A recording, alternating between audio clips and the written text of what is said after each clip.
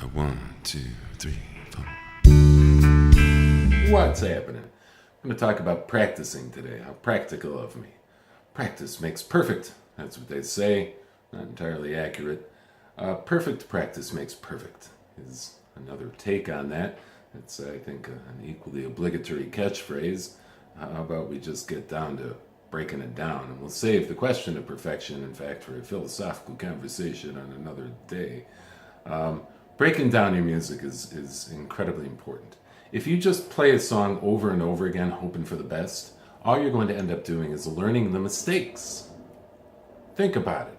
You go through, say you're a guitarist. This will apply to any instrument, honestly. But say you're a guitarist, you're playing through the song over and over again. There's this one chord change that you keep stumbling on, but you go, oh, if I do it over and over again, faster and faster, 100 times, man, I'll get it. You know, the thing is, you've never clarified to these guys exactly what they need to be doing. You see, you ever try to tell 4 or 5 people, go do something without instructing each one of them how to do it? I have. Doesn't work. It's better to delegate. So if we want to use that metaphor extended, we have 4 individuals right here, each of which need to be instructed properly as to what to do. You are going to the 3rd string, 2nd fret to play the A. You are going to, I'll try not to offend anybody. You are going to the 1st string, 2nd fret to play the F sharp. You are going to the 2nd string, 3rd fret to play the D. Now these guys get to work. Do we want to strum? Okay, boom, 5th string down. Or do we want to finger pick? Let's go P-I-M-A, doo-doo-doo-doo. And we clarify what everybody's doing. What did I just play, by the way? A D chord, standard D major chord. A little example of why theory is helpful. So by clarifying what each finger is doing at all times, by taking the music, slowing it down tremendously, engaging the muscles in the hand from the standpoint of a guitar player, is really going to give clarification. You are, in fact, delegating to each finger where it goes. Your brain no longer has any doubt as to what it needs to be sending in the way of signals to your fingers.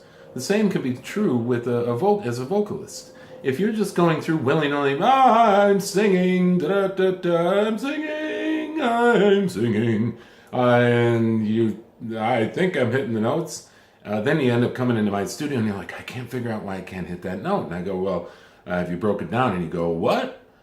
Break it down. Have you gone through phrase by phrase? Play the original recording, for instance, if you have that. It's tougher if you're a songwriter. But we'll talk about that another time too, I hope. All right, so what you do, you press play the phrase. Should old acquaintance be forgot? Pause. Then you sing it back. Should old acquaintance be... Oh, it doesn't sound quite right. Play it again. Should old acquaintance be forgot? Then pause, sing it back. Should old acquaintance be be forgot. You go and you tune it up, man. Break it down. And I know you're going, this is a lot of work. It's going to take me eons to learn one freaking song. No, it's not.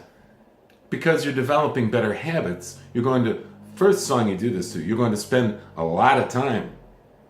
Yeah, that's the truth. You're going to spend a lot of time on it, going and breaking it down and fine-tuning stuff. But that work that you're doing, challenging the most difficult moves in the song, is going to bleed over into all the parts that you already got, improve them, and by developing these wonderful habits, wonderfulest habits, you're going to really fine-tune the work that you do overall. Each song will become a little bit quicker. Time will slow down, is one analogy I heard from a quarterback. I don't remember who. I didn't meet him personally. Something I read. But once you get the skills in there, you think more quickly. Time slows down. You're not quite as overwhelmed when you're playing the music. You know that difficult passage is coming up, and you, as a vocalist, take a deeper breath. You, as a guitarist, prepare for that strange twist of the wrist to get to that, B minor 7 chord, or whatever the case. All right. So break it down, break it down, break it down. The more carefully you practice, the faster you're going to learn your songs, the more effective you're going to be. And how about this? You're going to be considered a professional, because that's what they all do. One of my mentors is hanging on the wall back here somewhere. He said all they ever did, blues legend, all they ever did was practice beginnings and endings of songs, and then there was like a tricky spot in the middle, and the band was always really tight.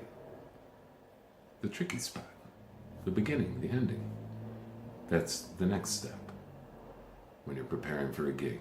The beginning, if you stumble at the beginning, boy, the song just never falls into place, does it? If you do great throughout the song and you stumble at the end, that's all anybody remembers. Oh, they screwed up their ending. Always make sure these things, everything's wrapped up nice and tight, you know? And in the middle of the song, if you're any place in the song where there's a tricky move that you have to make, you work that over and over again. The best musicians that I've worked with, that's most of what they would do in rehearsals. Hey, Phil, do that one section right there on the chorus again and again for me. Would you slow it down? I want to count it out, you know, or whatever, you know, the case may be.